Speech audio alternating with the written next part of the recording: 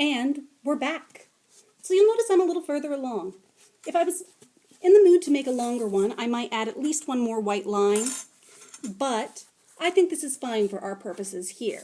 You can work roughly as about that much more while leaving an even amount. If you are getting close to this side and you want to be sure that you're leaving roughly the same amount of fringe as you had over here, just take your sticks and transfer them to the opposite side. There we go. So you can see if I was to weave this with the same distance, I would weave it to right about here. But as I said, you can choose pretty much anywhere to stop. All right. I have chosen this as my stopping point. All I'm going to do is I'm going to tie it off onto the warp threads just as I was when I was changing yarns. So I'm going to go, let's see, under, over, pull on through gently. So you'll see where I am.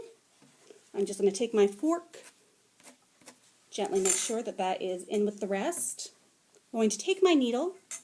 I'm going to now go around this. Since I went under it, I am now going to go, let's see,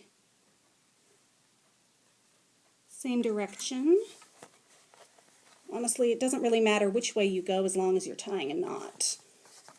But what I'm doing here, you'll notice I've got this nice little hole. I'm going to now go through it and around, and then I'm just going to tighten, and once again, leaning this so that it's sort of in between, tie a knot. Ta-da! So, snip off a little tail, and I'm just going to weave that tail on in. So if that was under, over, under, over, under. And another way you can tell, by the way, is if you look at your previous row. So here it looks like I went on this one under, because I can see the string. And on this one, it's clear that I went over.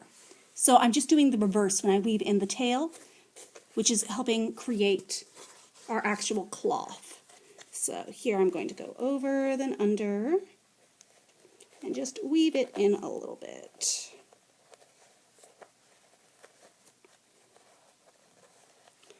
I'm going to go on in with my fork now and just make sure that it is relatively evenly packed. I'm just going to leave that little end to stick out for the moment. If you like it, you can keep it or you can trim it later. So now what? You are going to turn your loom over. You are going to get a pair of scissors and you are going to carefully cut roughly down the center, cutting all of those warp strings. You can sort of see the beginning of the fringe, can't you? All right, turn it on around. Pick one side to start tying off on. I think I'm going to start on this side.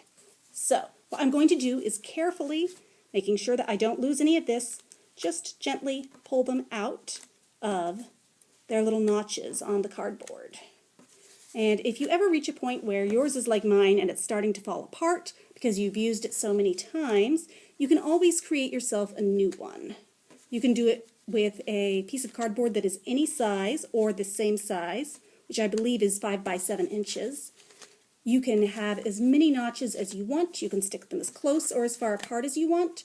The notches on your loom, of course, there are 20 of them and they are in the center.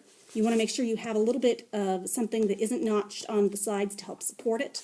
And they are each a ½ centimeter apart. Okay, so this is now loose.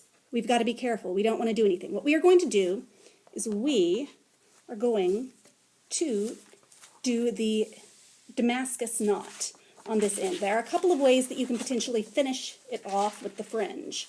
And these are all detailed in your instructions.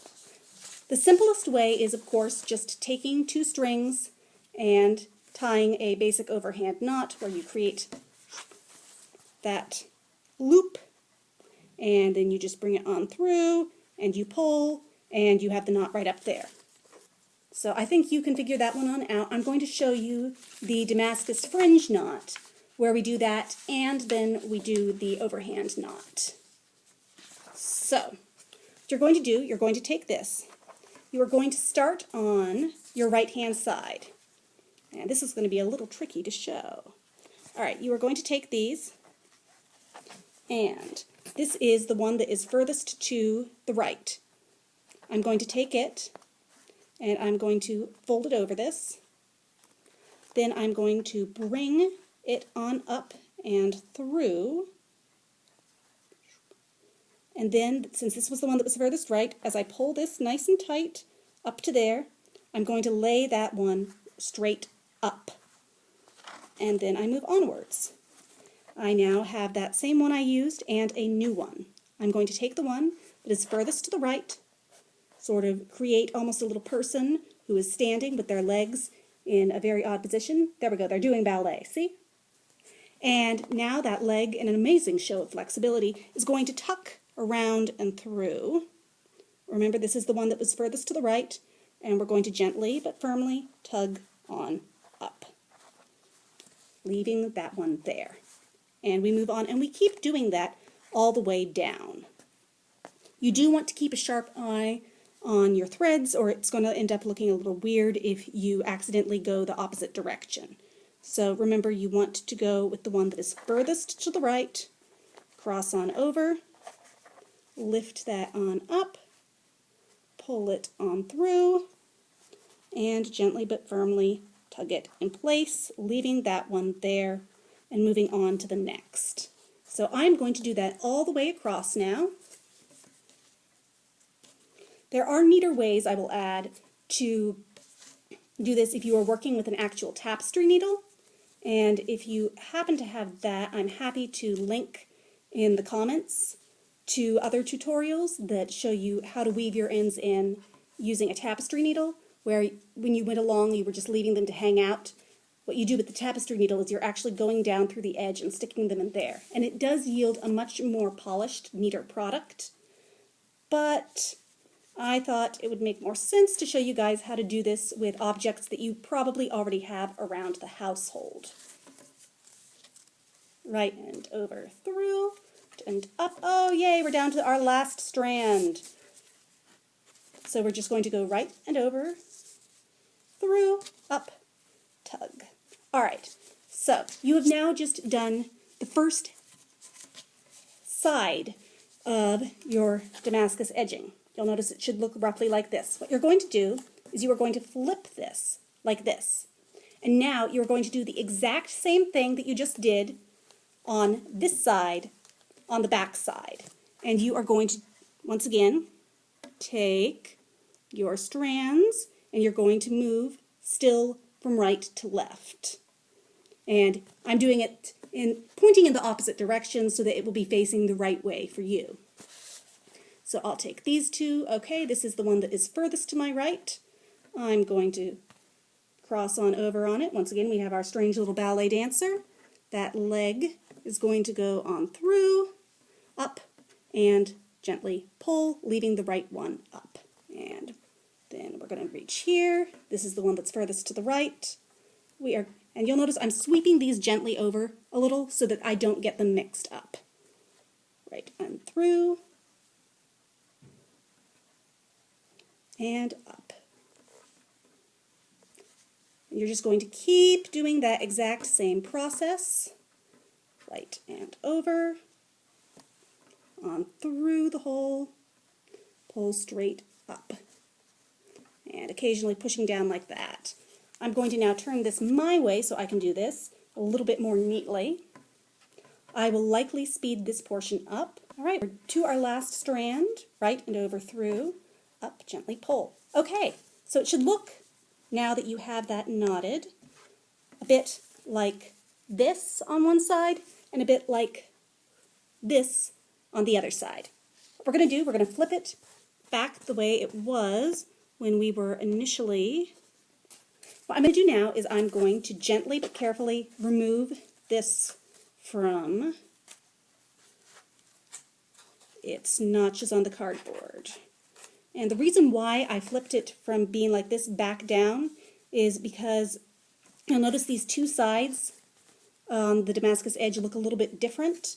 And when you do them going in opposite directions, say if I started going on this side first and then this side, your two ends will end up looking a little bit different. Most people won't notice, most people won't care, but I'm a nitpicker, so. On this side, I'm just going to do that same thing. And if you notice that it's getting a little loose, just go on in carefully with your fork. You can sort of hold them like that. There we are. And I'm just going to do that entire thing again. Right and over, through, and up. All the way across. Okay, so you've done your Damascus Edge on both sides. If you like the way it looks now, just trim the fringe as I've done here, and you're all done. However, if you want a product that looks a little bit more like a rug, like this, or this, or this, all you're going to want to do is do an overhand knot, which once again, if you don't want the Damascus Edge, that's all you have to do to begin with. I want to take it, form a loop, bring those ends on through the loop.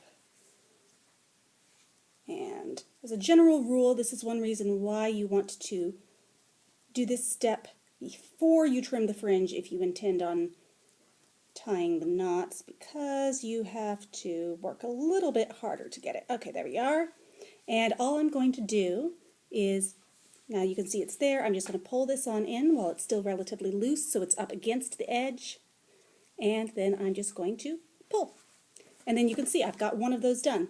And now I'm just going to go on through, and I'm going to take the next two, and I'm going to do that exact same thing. Carefully moving the rest of the fringe out of the way. I'm going to create a loop. I'm going to take these, bring them down under, and up and through, like so. Take the knot while it's still somewhat loose, move it to the edge, and then just gently pull. And you're just going to keep doing that all the way across. You'll do it on the other side, and when you are all done, you can then trim the fringe if you want to. And see where I have this little guy sticking out? I'm just going to gently snip close to it, get it on out. Be very careful as you do this that you do not accidentally cut some of the actual woven material, because then you've just gone through a lot of work for nothing. And nobody enjoys that. I will say that for some of you, this may be a multi-day project. The first time I made one, it certainly was for me. Do not think that you need to complete it all in one sitting.